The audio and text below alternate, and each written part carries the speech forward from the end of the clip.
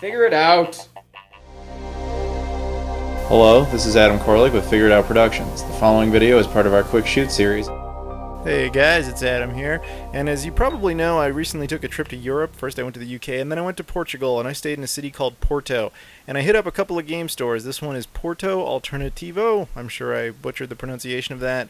Now, technically, it's not a game store. It's more like a, kind of like a high-end thrift store, like a cash converters or something like that to that effect, you know, or a CEX if you're in the UK, stuff like that. You know, they kind of take in everything, a little bit like a Goodwill, but a better one.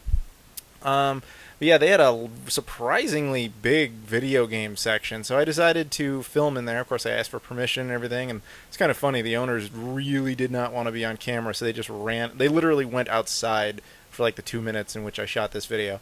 Lots of cool Xbox 360 stuff, which I unfortunately can't use because of region coding. A lot of consoles, PS3s, PS2s, a fuck ton. Look at all those PS2 games. There's actually 2 rows. There's a front row, and then behind it is another entire row. And that's over here as well. Another front row, back row, and then games piled on top. They had a fuck ton of PS2 games. A lot of PSP stuff, Sega Saturn, with one lonely Sega Saturn game. That it was actually surprisingly reasonably priced Sega Saturn.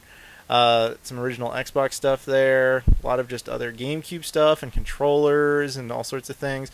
I want to apologize for the video quality, by the way. I had to shoot this on my phone because my camera's battery died. A lot of PS3 stuff there. While I was out on the trip, so yeah, I had to improvise. A lot of DS stuff, and then we just started getting into like other electronics and stuff. And then over here, last thing I want to show you real quick is this big bargain bin that was just full. These are all like €1 games, like grabbing the wrong thing there at first, but stuff like sports games and just other things. And that's just a real quick look at Porto Alternativo. So that's a pretty neat store, right? If you're ever in the Porto area, or technically Gaia, which is where I was, definitely check it out. It was really neat for me, man. It was just down the street from my hotel, so I was just like, hey, I can go down there whenever I want. So I did actually check it out a few times. But I decided that rather than do a separate pickups video about that place, I would just include it in the tour video because, well, first of all, it's not even really a game store. It's like I said earlier, it's a thrift store that just had a really cool video game section. So yeah, I figured and I didn't get that much stuff, so I figured let's just do it all in one. You guys would prefer that anyway. Now, we have to go a little bit back here to back when I was in the UK, because you guys certainly have not been tired of hearing about that. When I was there, I went to Retro World, which, again, go check out that video. It's a really cool game store that I saw there. When I was there, I met a guy named Dom, who runs a Facebook group called Retro84. As far as I can tell, they kind of, their expertise is really just showing people rare and obscure and weird games you've probably never heard of. So it was very serendipitous that he was there, because immediately when hearing me talk, he can tell I'm not, he was able to tell I was not from there, and he was able to identify that, yeah, I'm looking for exclusives and stuff, because I could just straight up tell him, we both speak English. But he recommended one in particular, and I could not find it at Retro World. And unfortunately, that was the last game store I was really able to look at in the UK because, at that point I went back to the hotel, and then the next day is reserved for, flying out of there. So I didn't expect to find it. I was searching on eBay, and I saw it was like $20-30, something like that, wherever I went. I was like, whatever, I don't really care that much. But anyway, I get to Portugal, I get to that store, and lo and behold, there it is, sitting amongst that sea of PS2 games. What game was it? This. This is called Demolition Girl. Now, this is a very simple game, and if you already know this game, that's a bit of a pun. This game was released in Japan as part of their Simple series, which is a whole series of games they do. But they also decided, they usually don't make North American or European versions of those Simple games, but this one they did, at least for Europe. And the basic premise of it is that this Japanese model, I assume she's Japanese because that's what's the origin of the game, she becomes a giant, like, Godzilla-sized thing, and you basically play as the military and treat her kind of like they would Godzilla, but kind of a Godzilla they don't want to kill, or Godzilla they're attracted to. In other words, you fly around like helicopters and stuff, and you have to like scan her breasts and see how big they actually are. Just very perverse type of game, but very funny premise, to be perfectly honest.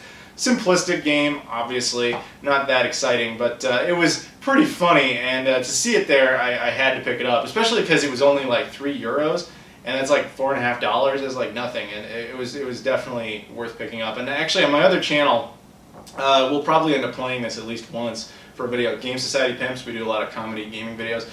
Probably going to play that at some point. Now, the irony of this thing not being released in North America, which is it's not unlikely, or it's not really odd, because we never get sexually oriented games. They're very rare in North America just because we're prudes. But it's ironic that this didn't come out here, because the city backdrop here is actually Seattle, which ironically, again, or coincidentally, I just got back from, because I went to PAX Prime. You guys, I'm sure, will hear about that in a little bit.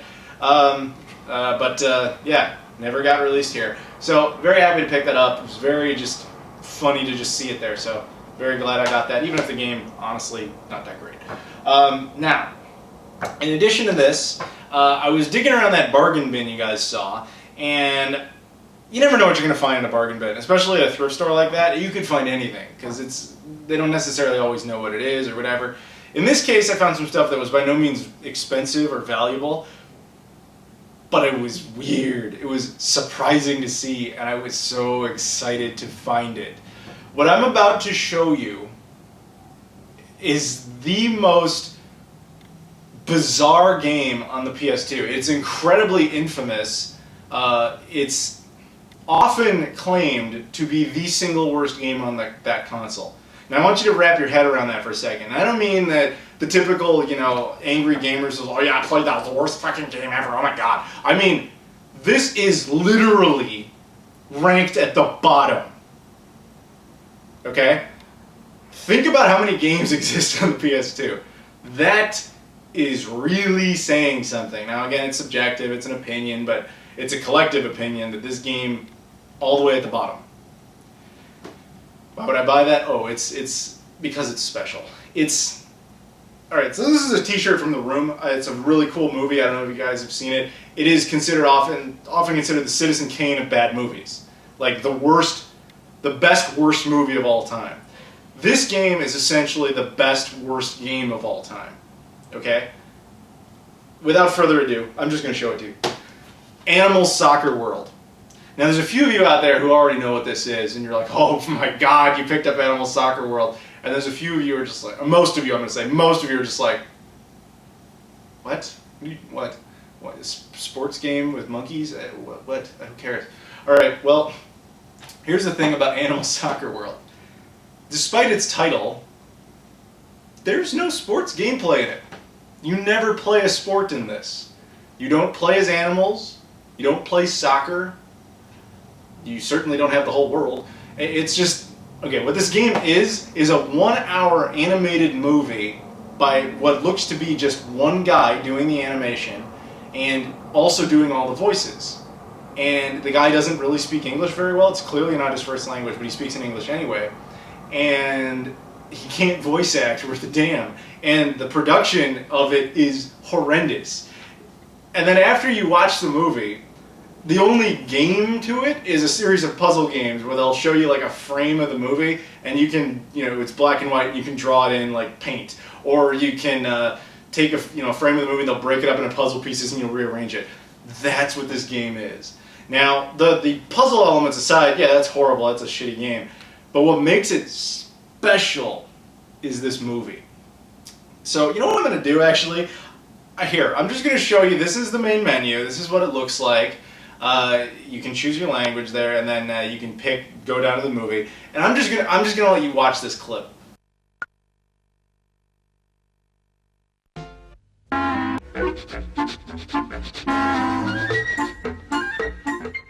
Long time no see. What are you doing today? I don't know yet. We can visit some friends. Sounds good. I like visiting friends very much.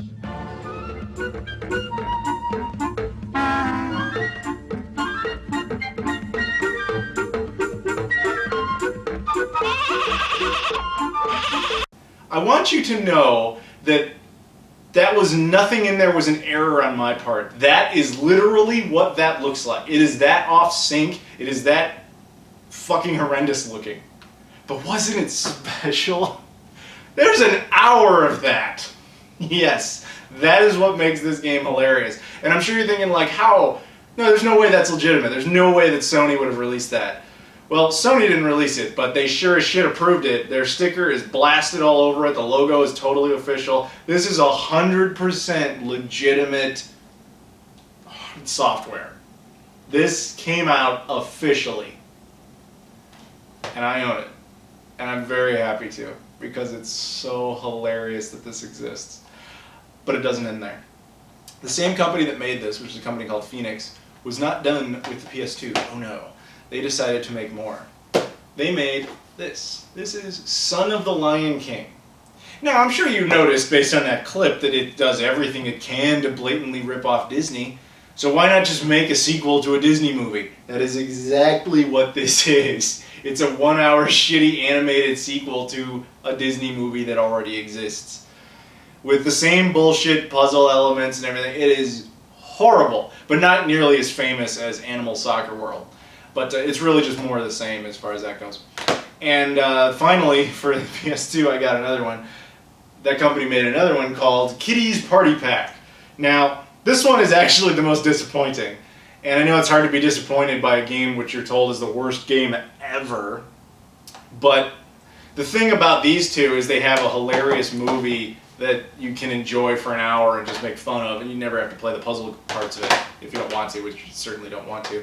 This is nothing but the puzzle elements, which sucks. There's no shitty movie to go along with it, which is too bad.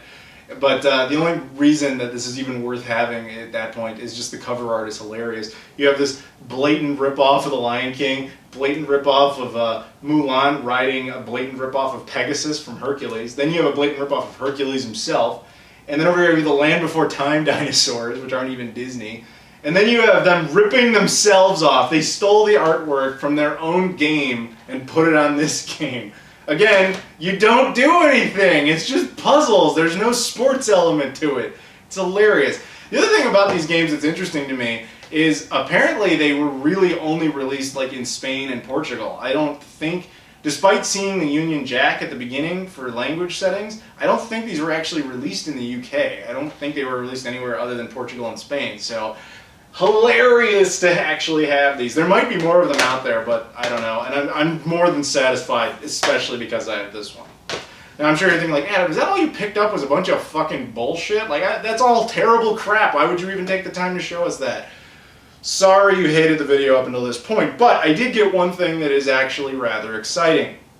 Now I'm sure you've seen it a million times, but I'm going to show it to you again. This is a list I brought over there full of exclusive stuff I was looking for, including Sega Saturn stuff. There are 32 European Sega Saturn games that came out that North America never got. And I was hunting for as many as possible, but I was not optimistic I would find any in Portugal. But luck was on my side. When I went in there, I found one, and if there was only one I could find, this would have been the one.